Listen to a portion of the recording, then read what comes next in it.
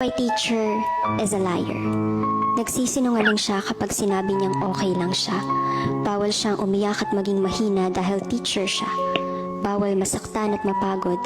Dapat lagi kang nakangiti pagpasok pa lang sa klase. Dapat lagi kang masaya at mukhang walang problema na singlaki ng bagahe. Kasi teacher ka, walang lugar ang pagiging mahina. Kapag teacher ka, dapat marunong kang pigilan ng sarili mo na ma-attach sa mga estudyante mo kasi darating ang araw na magkakahiwa-hiwalay kayo. Kapag teacher ka, hindi ka pwedeng magpakita ng kahinaan sa harap ng klase o sa harap ng mga estudyante mo, kaya akala nila palagi kang malakas at masaya. Kapag teacher ka, dapat malakas ka sa harap nila kahit hinang-hina ka na. Teacher ka eh. Kapag teacher ka, dapat parang perfect ka at hindi ka dapat nagkakamali sa buhay. Dahil sa bawat pagkakamali mo, may masasabi na teacher ka pa naman.